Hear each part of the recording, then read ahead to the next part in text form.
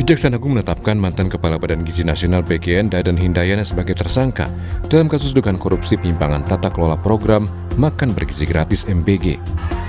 Selain Dadan, Kejagung juga menetapkan ex-wakil Kepala BGN Lodewijk Pusung dan Sony Sonjaya sebagai tersangka dalam perkara yang sama. Kasus ini pun mendapat perhatian dari Presiden Prabowo Subianto. Presiden Prabowo mengaku sedih atas kasus yang menjerat Dadan dan dua wakilnya. Dalam pidato sambutannya di hadapan 12.000 penggerak MBG di Sentul, Bogor pada Rabu 3 Juni, Presiden mengungkap alasan pergantian pimpinan BGN. Prabowo bilang kualitas kepemimpinan menjadi faktor utama yang menentukan keberhasilan sebuah organisasi, dalam hal ini BGN. Meski demikian, Prabowo menghargai penyelidikan kasus dan tidak akan berkomentar karena tidak mau mempengaruhi proses hukum yang sedang berjalan. Saat ini sebetulnya saya sedih. Saya tidak bisa tutupi bahwa saya dalam keadaan sedih. Karena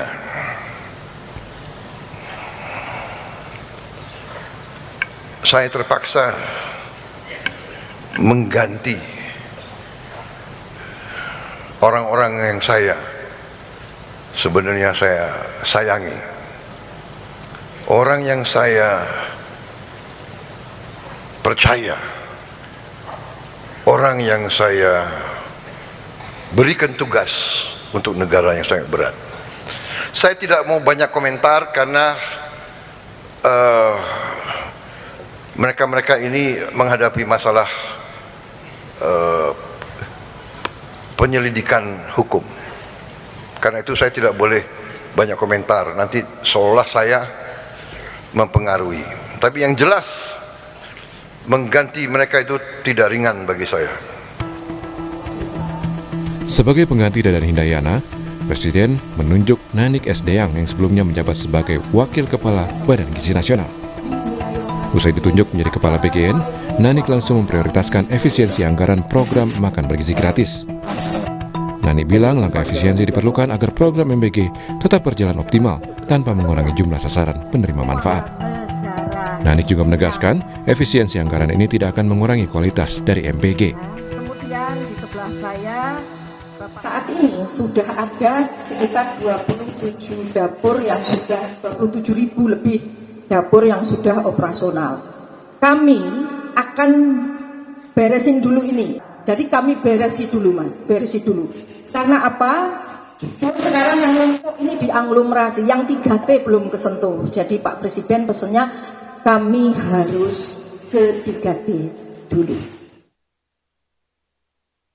Berkaca dari kasus korupsi ini, peneliti Pukat UGM, Zainur Rohman menilai pemerintah harus membuka data Yayasan Pengelola SPPG agar dapat diawasi masyarakat. Mitra itu dibuka kepada publik dengan jelas ya secara real time, termasuk beneficial ownership-nya. Ya, jadi siapa pemilik manfaat dari yayasan-yayasan tersebut agar masyarakat bisa memantau apakah diduga akan ada misalnya perlakuan khusus, istimewa atau tidak. Ini yang kemudian saat ini diduga terjadi. Kenapa? Karena diduga ada rekayasa gitu ya, ada diloloskannya ya verifikasi di portal BGN ya dengan intervensi dari para pejabat ini. Tongkat kepemimpinan Badan Gizi Nasional sudah diestafetkan ke Nani Deyang. Tugas utama yang diembannya adalah memimpin pelaksanaan program prioritas pemerintah terkait pemenuhan gizi anak-anak Indonesia melalui program Makan Bergizi Gratis selain mendorong penguatan ekonomi masyarakat. Tim Liputan Kompas TV.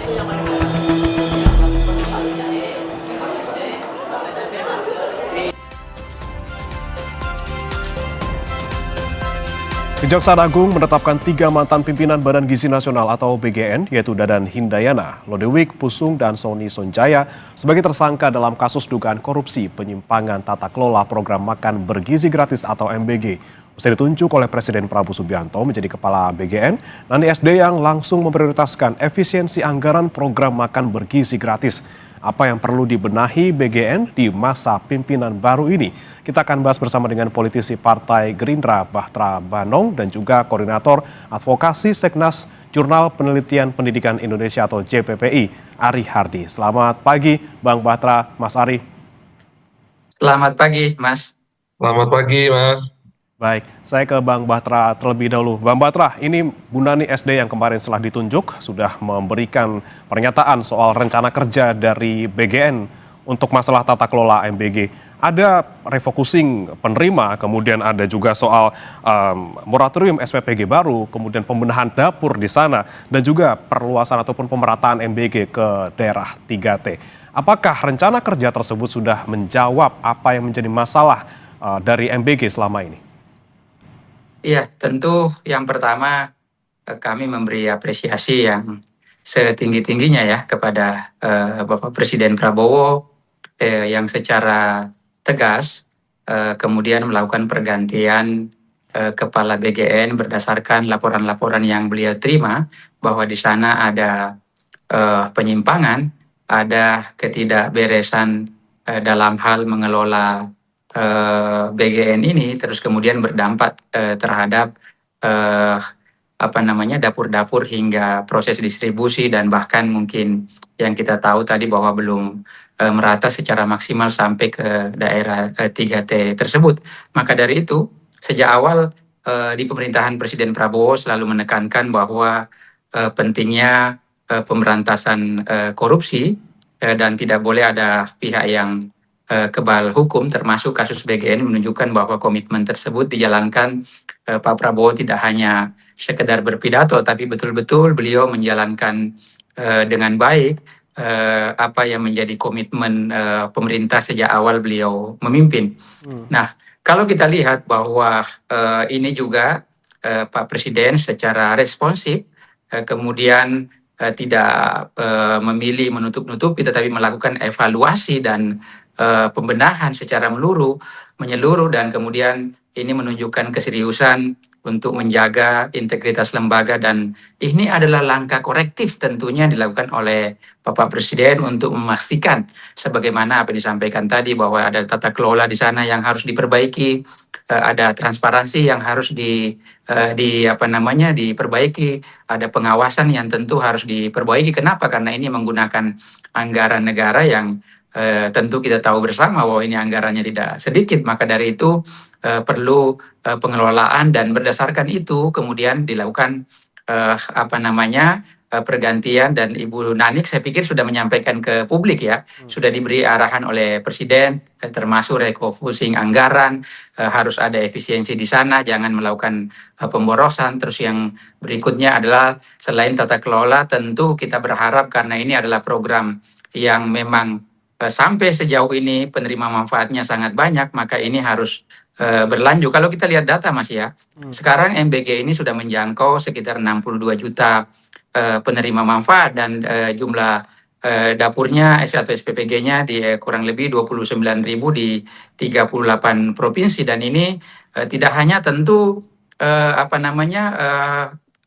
melibatkan banyak pihak ya, termasuk para petani kita, peternak kita, nelayan kita, UMKM kita, belum lagi tenaga dapurnya dan bahkan Presiden sendiri menyampaikan bahwa sudah kurang lebih 1,3 juta tenaga kerja yang diserap. Artinya karena ini adalah program prioritas pemerintah, program pemerintah yang sangat penting, maka dari itu tentu harus dilakukan pembenahan secara menyeluruh dan juga bukan hanya soal pembenahannya, tetapi di sana harus ada pengawasan yang ketat sehingga program prioritas ini bisa berjalan maksimal sebagaimana apa yang menjadi harapan kita bersama.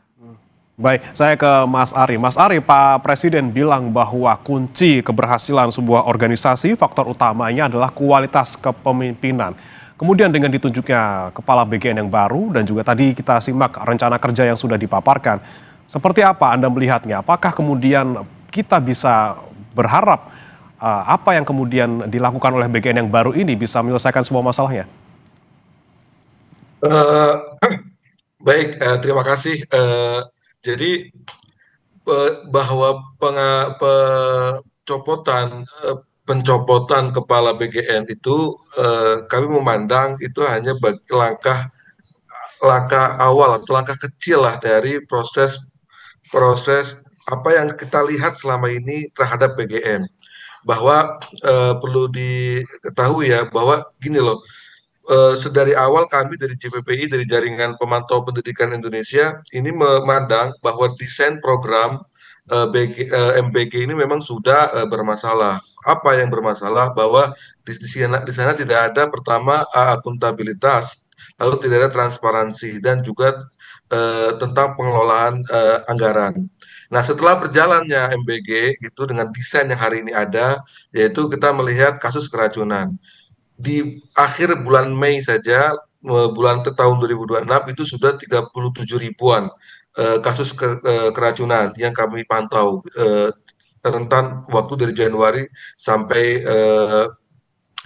sampai Mei, ada sekitar 37 ribu sekian gitu kasus keracunan. Artinya ini tuh bukan masalah individu gitu, ini bukan masalah pribadi kepala BKN yang sudah dicopot ya dan beserta teman-temannya gitu, bahwa itu hanya sebagian kecil yang kita lihat, bahwa memang desain programnya ini sangat rentan dengan tindakan korupsi gitu. Ingat loh kata Bang Napi itu, tindak kekerasan itu bukan karena ada niat pelakunya, tapi juga ada kesempatan gitu loh. Maka kita harus waspada kan. Maka ini adalah momentum yang sangat berharga bagi pemerintah hari ini gitu, untuk benar-benar mengevaluasi secara total BGN-nya gitu. Apakah sudah pas dengan postur BGN dengan cara kerja pelaksanaan MBG seperti ini. Nah, yang kita harapkan dari awal adalah akuntabilitas dan transparansi program. Ini sangat penting. Karena apa? Karena kalau melihat dari pelajaran negara-negara lain dalam melaksanakan program makan di sekolah itu ya, pasti ada errornya, pasti ada keracunannya. Tapi kan selalu memperlihatkan angka terus menurun, angka keracunan di program. Nah, itu kan perlu kita contoh gitu. Kita kan melakukan program makan di sekolah untuk pemberian makanan di sekolah kan tidak sekarang. Dari tahun 1992 Indonesia ini kan sudah melakukan program makan, penambahan makan di sekolah ya. Waktu dari 1992 sampai zaman era SBY pun juga masih ada. Artinya pembelajaran itu harusnya jadi bekal gitu loh, dan desain yang sangat sentralistik seperti ini dan terkesan eksklusif ya, itu mengaburkan transparansi. Nah, pada akhirnya ya ada mungkin niat-niat per individu orang ingin melakukan tindak pidana korupsi. Maka kalau kepala BGN yang sekarang Bu Nani ini mau selamat gitu, ya harus dirubah desainnya, harus lebih terbuka kepada masyarakat, kepada penerima manfaat bahkan. Kita lihat di ini aja di Jepang itu, dia tuh ada semacam kayak dewan pangan gitu loh. Nah, dewan pangan itu berisi siapa sih? Dia berisi ya pemerintah, penegak hukum dan masyarakat sipil. Nah, mereka itu melakukan pemantauan gitu day by day itu SPPG yang memberikan makan kepada anak-anaknya. Jadi ada perwakilan wali murid juga di situ tuh. Nah, ini kami udah sampaikan ke beberapa orang di anggota dewan di parlemen bahwa ini penting gitu, membuka Pandora BGN agar lebih terbuka, lebih transparan, dan terakhir adalah dengarkan apa yang hari ini ada di MK. Apa itu? Bahwa masyarakat, para guru itu enggan anggaran pendidikan yang 20% itu dipakai sangat banyak di dalam program MBG. Ini juga perlu dilihat gitu. Ya, jangan-jangan ini bagian dari karma gitu atau kualatnya gitu, bahwa memakai anggaran pendidikan 20% untuk program yang non fungsi pendidikan seperti makan bergizi gratis ini. Nah, ini yang ingin saya tanyakan ke Bang Batra. Desain dari awal MBG ini bermasalah dinilainya seperti itu. Apakah kita perlu rombak desainnya secara keseluruhan, bukan hanya memperbaiki titik-titik permasalahannya saja, kita rombak semua dari awal? Dan tadi soal pengawas, Dewan Pengawas Makan atau Dewan Pangan lah kita bisa sebut. Perlukah dibentuk juga untuk bisa mengawasi MBG ini secara lebih efektif? Ya, saya pikir dengan kejadian ini ya, Pak Presiden sudah mengambil langkah yang sangat tepat, bahwa konsolidasi total pimpinan MBG baru ini, beliau sudah memberikan pengarahan bahwa harus dilakukan evaluasi dan memberikan arahan langsung kepada pimpinan BGN yang baru, fokus dan juga sudah memberi arahan-arahan, diantaranya adalah bagaimana agar pimpinan yang baru ini fokus memperbaiki tata kelola, terus efisiensi anggaran dan peningkatan kualitas. Jadi memang Pak Prabowo ingin betul-betul serius membenahi BGN dengan kejadian yang sudah kita lihat bersama, dan tentu kedepannya ini tidak hanya nanti berorientasi kepada sekedar kuantitasnya ya, mengejar target banyaknya, tetapi juga di sana ada aspek kualitas yang harus diperhatikan bersama, bahwa prioritas utama harus juga memastikan soal bagaimana yang masyarakat kan sering mengeluhkan ya soal standarisasi gizi yang disajikan. Tentu itu juga menjadi poin penting dan pengingat Presiden kepada kepala BGN yang baru beserta jajarannya agar lebih fokus ke sana. Dan kalau kita melihat soal transparansi tadi ya, Presiden juga sudah menyampaikan bahwa ke depan juga harus ada refocusing anggaran yang betul-betul supaya bisa anggaran yang begitu banyak ini harus tepat sasaran penggunaannya, dan juga soal penerima manfaatnya. Memang harus harus didahulukan penerima manfaat yang betul-betul membutuhkan, terutama yang daerah-daerah yang termasuk kategori 3T itu. Jadi selain itu juga Presiden juga sudah menginstruksikan agar harus di moratorium ya SPPG atau dapur-dapur yang selama ini dianggap bermasalah, dan itu juga akan memperbaiki citra BGN ke depan. Jadi memang banyak sekali tentu perhatian Presiden yang harus diperbaiki, harus ditata kembali, dan yang paling penting tadi itu ya, memang harus ada aspek transparansi, dan Presiden juga sudah meminta ya agar audit internal dilakukan, dan semua yang menjadi rekomendasi penegak hukum, baik itu KPK, terus Kejaksaan Agung, kepolisian maupun lembaga-lembaga yang dianggap kredibel selama ini untuk mengaudit semua apa yang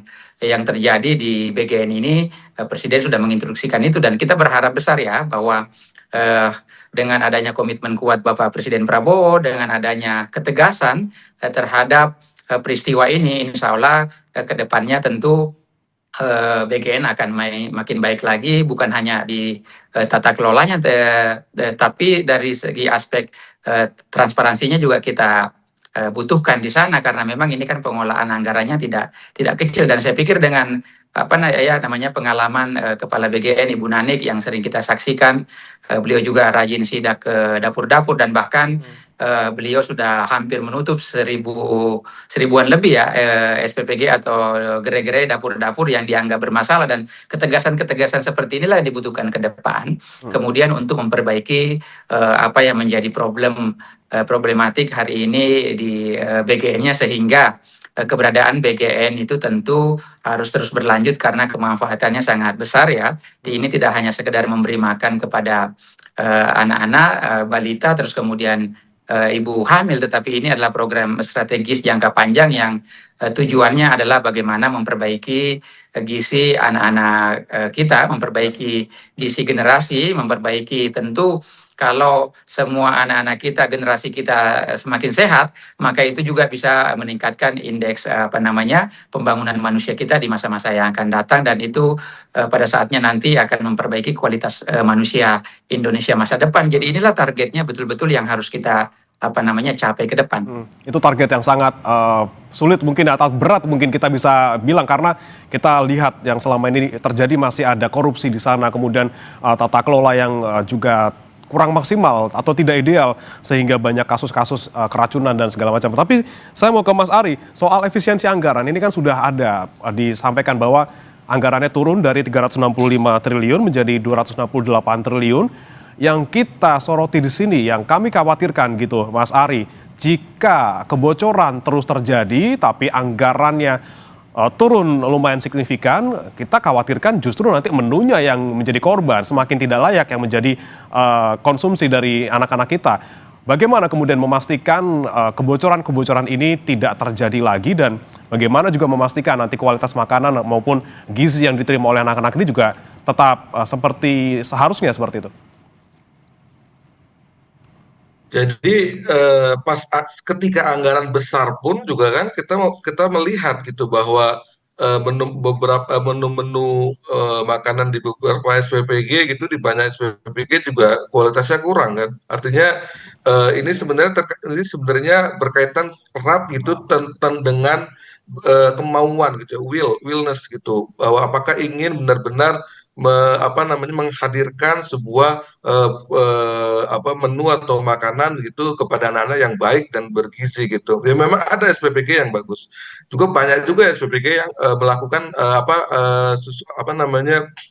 pemberian makan yang kurang tepat. Seperti misalnya penggunaan susu formula, ya, susu formula untuk yang diberikan oleh ketika program ini menyentuh ibu-ibu hamil dan balita, kan pada teriakan para ahli gizi gitu. Dan ini juga dilakukan oleh BGN sendiri gitu loh, BGN yang melakukan MOU kerjasama kepada salah satu perusahaan perusahaan susu formula seperti itu. Nah ini kan ini wellness ya, ini benar-benar nggak gizi. Maka pentingnya tuh tadi kita benar-benar ngecek gitu loh, day by day, hari per hari, apa yang dikeluarkan oleh SPPG.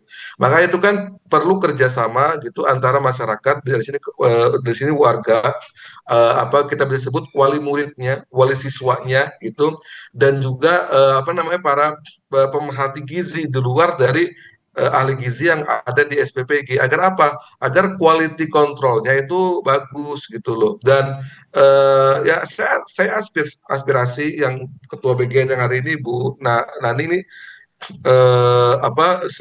sering sidak, terus juga menutup beberapa SPPG tegas seperti itu. Ya kami berharap hal itu ketika sudah menjadi kepala BGN lebih garang lagi gitu loh. Karena ini kita bicara gizi, bukan bicara hanya ngasih makan gitu. Ini adalah ini adalah program pemerintah yang menurut kami naik level. Dulu mungkin hanya memberi tambahan makanan dia dari tahun 92.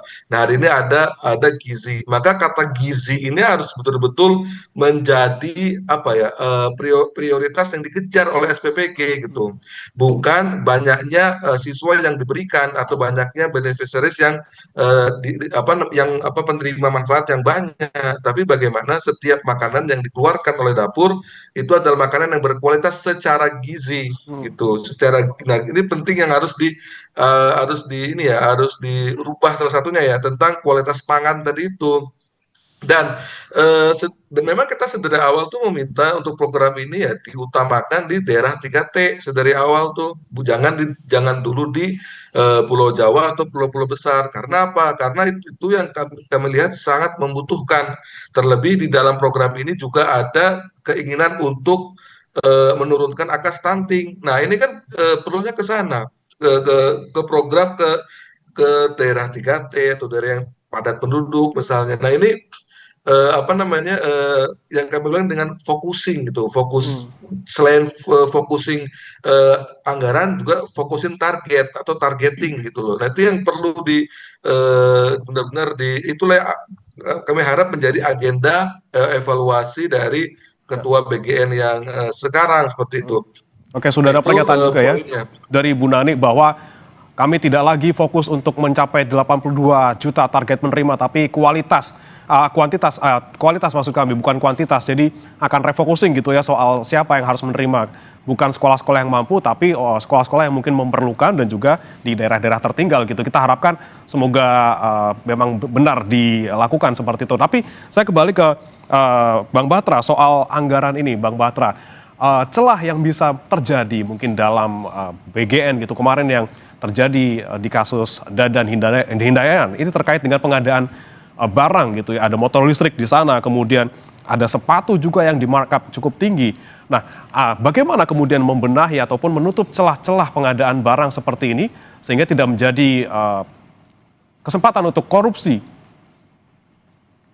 Ya, saya pikir dengan instruksi Presiden bahwa harus adanya refocusing itu menjadi alarm ya bahwa jangan lagi buat misalnya program-program yang memang tidak berkaitan langsung dengan penyediaan apa namanya makanan ini. Jadi harus fokus ke sana yang betul-betul ya yang kita diskusikan hari ini bahwa kualitas gizi itu harus diperbaiki. Jadi jangan buat lagi kegiatan-kegiatan yang tidak ada kaitannya dengan apa namanya soal kualitas gizinya, bagaimana standarisasi makanannya. Jangan buat lagi kegiatan-kegiatan yang sama sekali tidak ada apa namanya terkait soal tadi apa namanya bagaimana jangkauan yang disampaikan Mas tadi bahwa ini tidak harus fokus bahwa kepada yang sangat membutuhkan, terutama yang daerah-daerah yang 3T itu. Jadi maksud saya ini sudah sangat bagus ya instruksi Presiden, terus kemudian mudah-mudahan bisa dijalankan dengan baik. Artinya di sana ada pembenahan secara menyeluruh, bukan hanya terkait soal anggaran, tetapi bagaimana program ini bisa lebih tepat sasaran dan tidak hanya mengejar soal jumlah apa namanya SPPG-nya, tetapi juga bagaimana kualitas penerima manfaat ini. Kalau karena hanya yang dikejar adalah penerima manfaatnya, tentu nanti akan terabaikan soal apa namanya kualitas penerima manfaat ini. Tetapi memang kan ini adalah program baru ya. Sepanjang sejarah ini kita baru memulai dan ini adalah kita patut memberi apresiasi bahwa dalam perjalanannya banyak hal yang harus dibenahi, diperbaiki ya tentu iya ya. Tapi kalau kita lihat ini program yang sangat bagus tentunya, kemanfaatannya banyak sekali. Jadi memang kita harus mengawal bersama, terutama juga publik harus ikut mengawasi. Kami dari Partai Gerindra ya diinstruksikan oleh Pak Presiden untuk terus mengawasi soal program prioritas ini karena ini butuh keterlibatan banyak pihak, keterlibatan publik untuk terus mengawasi. Dan ini kan di era yang apa namanya era media yang seperti ini, saya pikir semuanya terbuka ya, dan hampir setiap hari kita mendapatkan keluhan-keluhan, dan itu juga menjadi apa namanya menjadi masukan bagi Pak Presiden. Terus kemudian Pak Presiden melakukan tindakan atau langkah-langkah yang dianggap bahwa ini harus dilakukan karena harus ada perubahan di sana. Banyak sekali keluhan-keluhan yang beliau terima selama ini, dan itu juga menjadi apa namanya menjadi alat kontrol publik, sehingga saya yakin betul dengan kepemimpinan yang baru ini akan di sana ada Ibu Nani yang punya pengalaman yang 1,5 tahun ini, saya pikir cukup, yang dengan sering turun ke lapangan itu bisa dijadikan apa namanya pengalaman beliau untuk memperbaiki BGN ke depan. Nah, kalau dari sisi transparansi, Pak Presiden juga menempatkan orang yang tepat. Saya pikir ada wakilnya, kita tahu sendiri bahwa dari BPKP, dan nanti itu bisa lagi memperketat lagi soal audit anggaran di sana karena beliau punya pengalaman sebagai auditor, dan itu juga bisa memperkecil kemungkinan supaya tidak ada lagi anggaran-anggaran atau pemborosan-pemborosan lain yang dilakukan atau pengadaan-pengadaan yang sama sekali tidak berkaitan dengan apa namanya pemenuhan gizi ini. Dan bagaimana penerima manfaat ini tidak hanya jumlahnya tetapi juga kualitas dari apa yang diterima oleh penerima manfaat bisa lebih baik lagi, sehingga kedepannya kita tidak menemukan lagi misalnya ada kasus-kasus keracunan-keracunan yang tentu itu kalau terus berlanjut apa namanya kinerja BGN juga mendapatkan citra yang negatif dari masyarakat. Nah, ini semua yang harus diperbaiki ke depan, tapi kami yakin dan percaya berdasarkan arahan Presiden Prabowo, insya Allah mudah-mudahan harapan baru bisa diwujudkan oleh Kepala BGN dan kedua wakilnya yang sudah ditetapkan oleh Pak Presiden. Baik, terakhir singkat saja untuk Mas Ari. Mas Ari, rekomendasi dari JPPI seperti apa untuk evaluasi secara menyeluruh dan juga pengelolaan MBG yang harus diperbaiki, apa saja yang kemudian harus dilakukan Bu Nani SD yang sebagai Kepala BGN baru ini? Baik, yang pertama itu yang kami rekomendasikan dari awal, memang yang pertama itu adalah targeting benefitnya, beneficiariesnya, bahwa harus yang targeting yang sangat membutuhkan, itu satu. Terus kedua tentang pengelola anggaran. Kami berharap betul bahwa anggaran pendidikan yang 20% itu tidak digunakan secara masif untuk program ini gitu. Kita masih bisa mencari pos-pos lain seperti pos di anggaran kesehatan, mungkin anggaran pangan gitu atau anggaran Kementerian Pertanian yang memang punya keterkaitan gitu dengan program ini ya, sangat terkait gitu ya.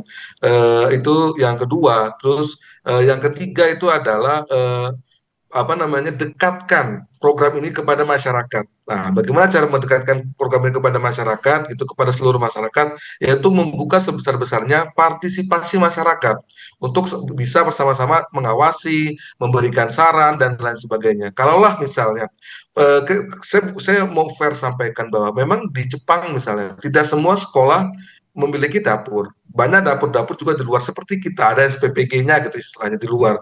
Tapi sangat kuat partisipasi masyarakatnya gitu.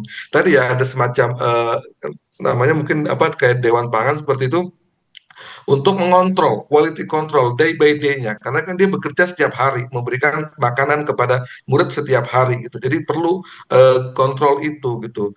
Paling tidak kalau itu tidak bisa dilakukan atau tidak memungkinkan dilakukan, bukalah hotline pengaduan masyarakat yang aktif dan responsif seperti itu. Hari ini kan sekarang masyarakat ke media lain sebagainya itu, dan bahkan kadang ada yang lalu ya BGN yang lalu merasa gak senang kalau ditaruh di media gitu, di media sosial maksudnya. Nah, ya ayo berubah gitu, dekatkan program ini kepada masyarakat, bukakan hotline gitu pengaduan yang responsif gitu. Yang responsif itu artinya tidak denial gitu, tidak juga ya tadi denial tapi respon gitu bahwa ini loh di SPPG ini ada makanan seperti ini, langsung direspon gitu. Maka perlu penegak hukum. Maka untuk tidak untuk apa-apa ya, tapi kami berharap penegak hukum ya, TNI, Polri maksudnya, polisi gitu, terus juga KPK,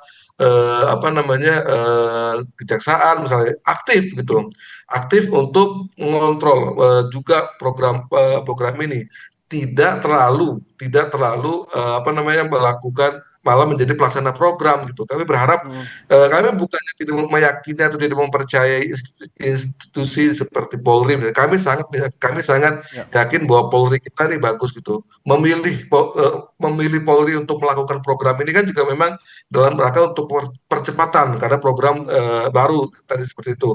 Nah, sekarang kan ini sudah nih kita lihat bahwa ini ada yang tidak beres, ada yang tidak baik. Maka itu yang melibatkan institusi penegak hukum, pemerintah atau bahkan bagian orang di dalam BGN itu stop gitu. Ini untuk akuntabilitas dan transparansi ini kurang tepat.